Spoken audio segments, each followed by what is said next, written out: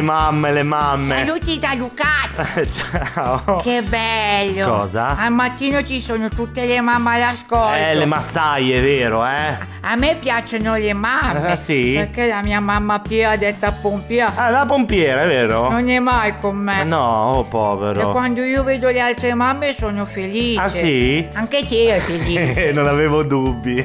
Cosa fa Teo? Pensa che lui va in giro a guardare le mamme. Lo sapevo, Pens- Lo sanno anche i papà ogni tanto. A Teo piacciono tanto le mammette. Ah, sì? Ma non perché sua mamma non è presente. Come la tua. Ma perché vorrebbe portarseli in camera. Bravo Teo, tra tutti i giocattoli, sai che divertimento. Teo va al mercato proprio per vedere tutte le giovani mamme. Sì, è vero, le filmava anche. Sì, fai le foto.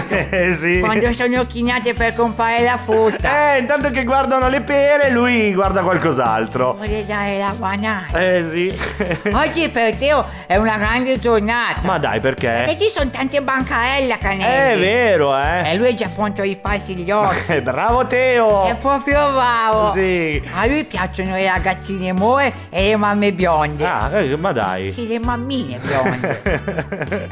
Dimmi un po'. L'altra volta eravamo al mercato e lui ha visto una bionda sulla quarantina con una gonna bianca trasparente. E sotto c'era un tanga. Ma dai. Questa me la ricordo. Anche io. Pensa che l'ha inseguita per tutto il mercato. Ma dai. Con gli occhi puntati sul sedere. Ma dai. E non si è accorto dello scalino. No! Si è caduto per terra. Stava pestando pure una cacca. No, che schifo. Ma meno male che sono arrivato prima io. E l'hai tolto? Sì, ho spostata con le mani. Che schifo, ma Luca, dai! Teo è proprio bravo. Sì, numero uno. Lui canta sempre. Cos'è che canta? Sono tutte belle le mamme del mondo. Che bravo, scommetto che ha anche un motto. Sì, c'è anche il motto. Chi dice donna? Sì, dice danno. Dice me la danno. Ora devo andare. Perché? Perché Teo vuole che faccia le foto alle mammine. Bravo Luca. Saluti da Lucazzo. Stai male! Stai male! Stai male!